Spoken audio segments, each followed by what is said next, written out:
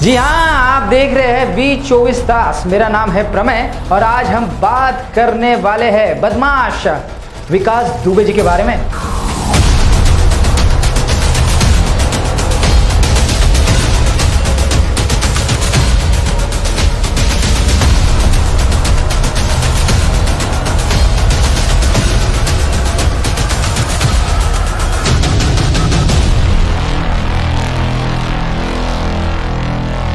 उत्तर प्रदेश के शहर कानपुर के गांव बिक्कू में एक रात जैसी घटना हुई। 1 बजे के आसपास सारा गांव हड़कंप में आ गया। विकास दुबे को पकड़ने के लिए आई पुलिस की टीम पर गोलियों की बौछार हो गई, जिसमें 8 पुलिसकर्मी सहित एक डीएसपी शहीद हो गए। अलावा 7 पुलिसकर्मियों को गंभीर रूप से चोट भी आई और उन्हें अस्पताल में भर्ती करा लिया गया। उसी घटना से दूर कानपुर पुलिस ने मुठभेड़ में 3 और बदमाशों को मार गिराया। बाद में यूपी पुलिस ने बताया कि ये सारे 3 लोग विकास दुबे जी के गैंग के थे। अगर घटना पर नजर डालें तो ऐसा हुआ कि कानपुर पुलिस 25,000 इनामी वाले विकास दुबे को दबोचने के लिए चले गए और गिरफ्तारी के कानून के अंतर्गत पुलिस ने दबिश दी और उसी दौरान ताबड़तोड़ फायरिंग हुई। अगर कानपुर पुलिस को माना जाए, जो घटना की सारी इंफॉर्मेशन आप तक पहुंचा रहे, तो स्थल पर विकास दुबे ने अपनी जेसीबी लगाकर कानपुर पुलिस को पैदल गांव घुसने के लिए मजबूर कर दिया और धोखे से घर के ऊपर से कोने से छुपके से उन पर गोलियों की बौछार कर दी, जिसमें 8 पुलिसकर्मी, जी हां 8 पुलिसकर्मी और एक डीसीपी शहीद हो गए। लेकिन सबसे महत्वपूर्ण बात तो यह है कि विकास दुबे के पास इतनी ताकत आई कहां से। जो ऑन ड्यूटी पुलिस ऑफिसर जिन पर उन्होंने गोलियां चलाई, इस चीज़ को समझने के लिए ज़रा सा हमें इतिहास में जाना पड़ेगा। चलिए 19 साल पीछे मैं आपको ले चलता हूँ। 2001 की बात है।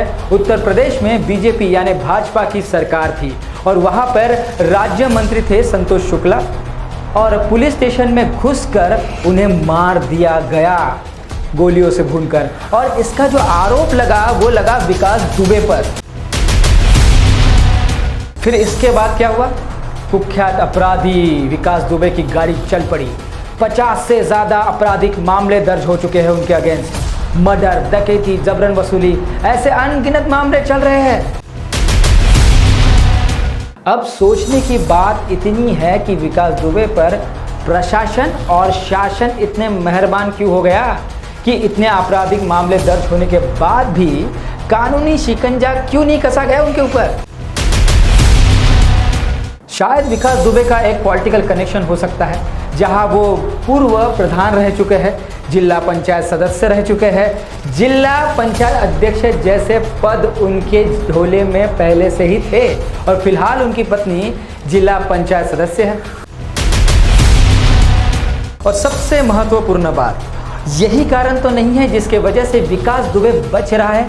शायद हो भी सकता है, मगर पहले ही विकास दुबे को रोका गया होता तो हमारे पुलिसकर्मी और पुलिस ऑफिसर शहीद होने से बच जाते।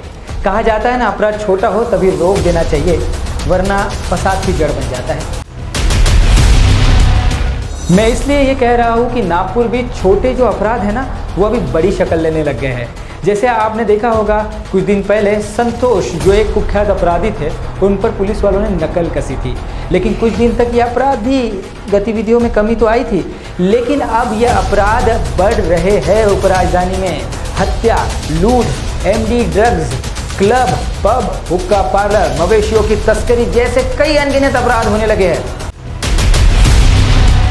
कैमरे के पीछे प्रशासन के लोगों ने जब हमसे बात की तब कुछ बात सामने निकल के आ रही है।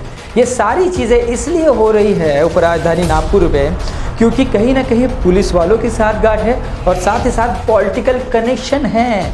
उसके वजह से ये अपराध दिन ब दिन नागपुर में बढ़ रहे हैं।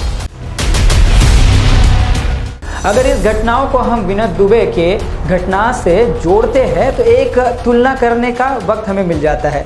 जैसे विनय दुबे ने अपना जीवन की शुरुआत छोटे छोटे अपराधों से की थी, वैसे ही हमारा नागपुर भी छोटे छोटे अपराधों को बढ़ते हुए आगे चल रहा है। ये आपके लिए और हमारे लिए दोनों के लिए हानिकारक हो सकता है।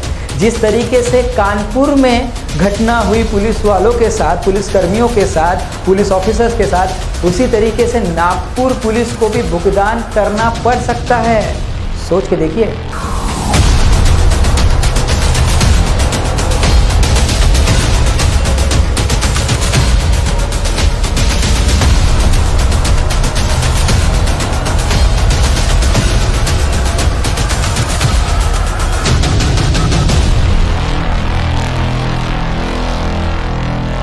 तो ये थी आज की मुद्दे की बात V24 तास पर।